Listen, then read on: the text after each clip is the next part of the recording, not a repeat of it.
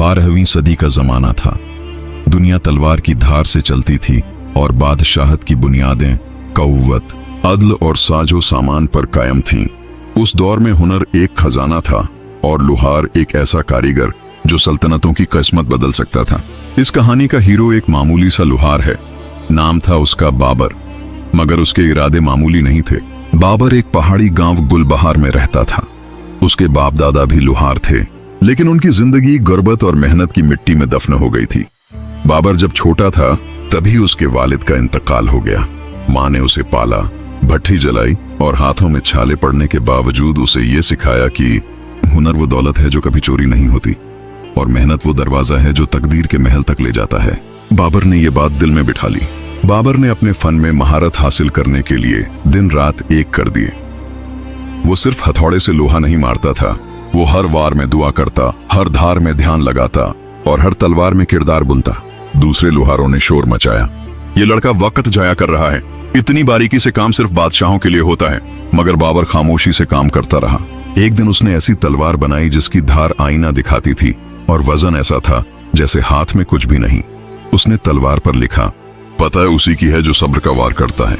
उसी दौरान बादशाह सुल्तान महमूद गजनवी के दरबार में एक ऐलान हुआ, हमें एक शाही लुहार की जरूरत है जो हमारे सिपाहियों के लिए मजबूत और सबक हथियार तैयार कर सके। गुलबहार गांव से दूर के लश्करी वहां पहुंचे। जब वो बाबर की दुकान पर आए तो उन्होंने हैरत से उसकी तलवार देखी, उसका कमाल महसूस किया। एक सिपाही ने बादशाह के लिए एक तलवार खरीदी और दरबार में पेश की। सुल्तान ने तलवार को देखा, चंद लम्हे उसे हाथ में तोला और कहा, यह तलवार जंग नहीं, इज्जत जीतने के लिए बनी है। जिसने ये बनाई है उसे मेरे दरबार में पेश किया जाए। बाबर को जब शाही पैगाम मिला तो उसकी मां की आंखों में आंसू आ गए। उसने कहा, बेटा, ये वो दिन है जिसके लिए तूने अपनी जवानी भट्ठी में झोंक दी। जा और अपने हुनर से इंसाफा कर।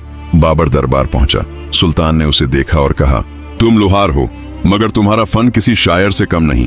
बाबर ने झुककर अर्ज किया, बादशाह सलामत, मैं फनकार नहीं, सिर्फ मजदूर हूं, मगर मेरी हर तलवार में इज्जत है और हर धार में नियत। सुल्तान ने उसे शाही हथियार साज बना दिया। मगर सफर यहां खत्म नहीं हुआ।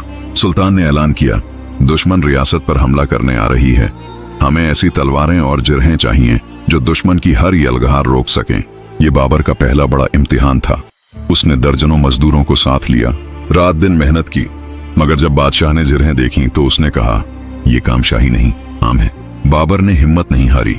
उसने मजदूरों को दोबारा जमा किया, उन्हें खुद सिखाया कि सिर्फ लोहा पीसने से कुछ नहीं होता, नीयत भी तेज होनी चाहिए। आखिरकार उसने ऐसी जिरहें तैयार की जो न सिर्फ मजबूत थीं बल्कि पहनने वाले के लिए हल्की भी। जब मैदान ए जंग में वो जिरहें पहनकर सिपाही लड़े तो दुश्मन की तलवारें उन पर असर न कर सकीं।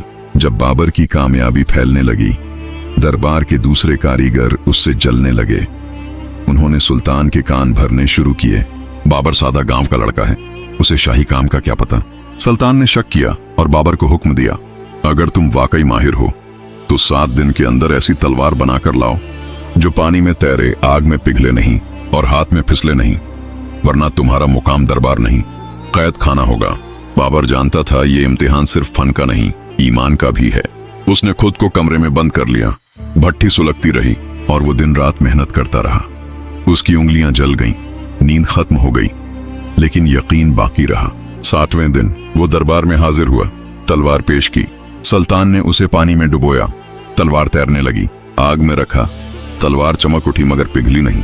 हाथ में ली, उसका तवाजुन ऐसा था कि लगता ही नहीं तलवार है। सुल्तान उठ खड़ा हुआ, उसने बाबर के हाथ चूम लिए। तुम सिर्फ लुहार नहीं, सल्तनत के मीमार हो।